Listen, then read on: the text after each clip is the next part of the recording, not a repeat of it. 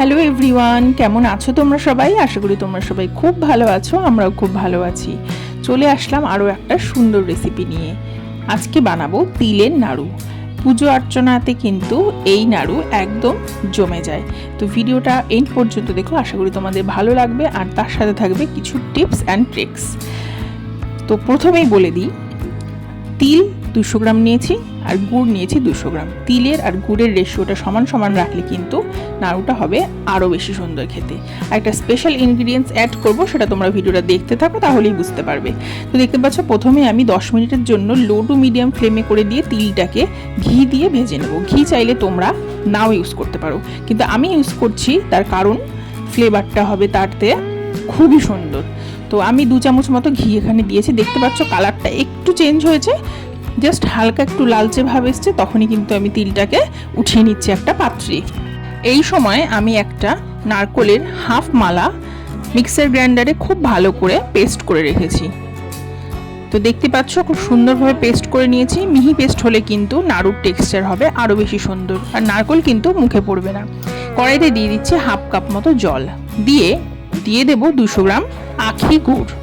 আমি এখানে গুড়টাকে ভালো করে ভেঙে ভেঙে জাল করব, আর গুড়টা যতক্ষণ না ঘন হচ্ছে ততক্ষণ পর্যন্ত গুড়টাকে জাল করে নেব।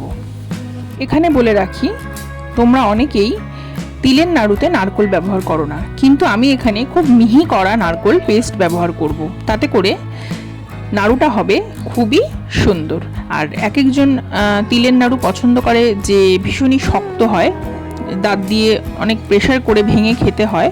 তো আমি কিন্তু নাড়ুটা ওরকম বানাই না, আমি বানাই একদম মচমচে টাইপের, মানে মুখে দিয়ে হালকা কামড় দিলেই কিন্তু নাড়ুটা সুন্দর ভেঙে মুখে চলে আসবে।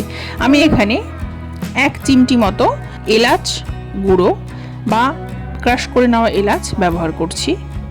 খুব ভালো করে মিক্সিং করে নেব এবং আরও কিছুক্ষণ জাল করে নেব। দেখতে পাচ্ছ বেশ ঘন হয়ে এসছে, কিন্তু এবার দিয়ে দেব সম্পূর্ণ নারকোলের পেস্টটা। নারকোল পেস্টটা দিয়ে খুব ভালো করে নাড়াতে থাকবো গুড়টাকে। ভালো করে না নাড়ালে কিন্তু কড়াইয়ের নিচে লেগে যাওয়ার চান্সেস থাকবে। তো তোমরা থিকনেসটা কিন্তু দেখতেই পাচ্ছ, এখানে বেশ ঠিক হয়ে এসছে। এর থেকে বেশি আর ঠিক করব না। এই স্টেজেই দিয়ে দেব সমস্ত ভেজে রাখা তিলটাকে এবং দিয়ে ভালো করে মিক্সিং করে নেব কিছুক্ষণ। তোমরা এইভাবে একবার বাড়িতে বানিয়ে দেখো, আশা করি তোমাদের ভীষণ ভালো লাগবে।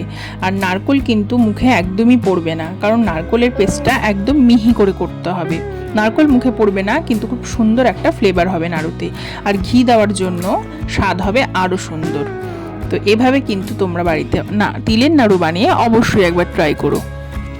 খুব ভালো করে মিক্সিং করে নিতে হবে, একদম প্রতিটা তিলের গায়ে যেন গুড় লেগে যায় এরকমভাবে। আরও কিছুক্ষণ রান্না করে নেব এবং আরেকটু ঘন করে নেব মিশ্রণটাকে। এখনও একটু পাতলা আছে, আরেকটুখানি টাইট করে নেব, তাতে করে নাড়ুগুলো কিন্তু সহজে ভেঙেও যাবে না আর খুব টাইটও হবে না।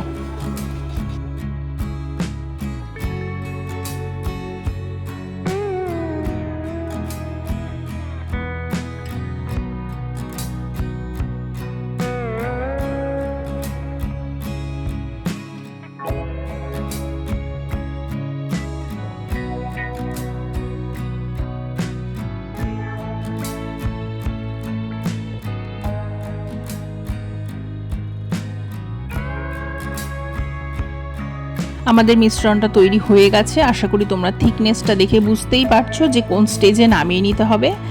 তো নামিয়ে নিচ্ছি একটা পাত্রে এবং খুব সাবধানে এই অবস্থাতেই কিন্তু আমরা বলগুলো বানিয়ে নেব, অর্থাৎ নাড়ুগুলো বানিয়ে নেব। প্রথমে নিয়ে নিচ্ছি হাতে কিছুটা ঘি, ভালো করে ঘিটা হাতে মাখিয়ে নেব। তোমরা যদি ঘি না ইউজ করে জল ইউজ করতে চাও সেক্ষেত্রেও করতে পারো। যেহেতু ঘি প্রথমেই দিয়েছি তিল ভাজাটার সময়, সেক্ষেত্রে তোমরা এই স্টেজে ঘি না ইউজ করলেও করতে পারো।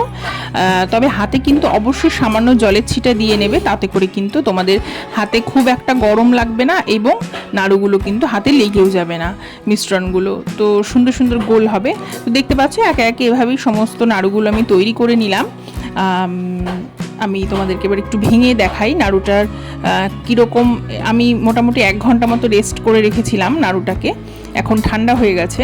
তো দেখতে পাচ্ছ খুব শক্ত টাইট কিন্তু হয়নি, আর খুব নরমও কিন্তু হয়নি। এটা আরও যত দিন যাবে আর একটুখানি টাইট হয়ে যাবে। তো ভিডিওটা কেমন লাগলো সেটা কমেন্ট করে জানিও, চ্যানেলটা সাবস্ক্রাইব করে নিও। চলে আসবো পরের দিন সুন্দর একটা ভিডিও নিয়ে, ততক্ষণের জন্য টাটা।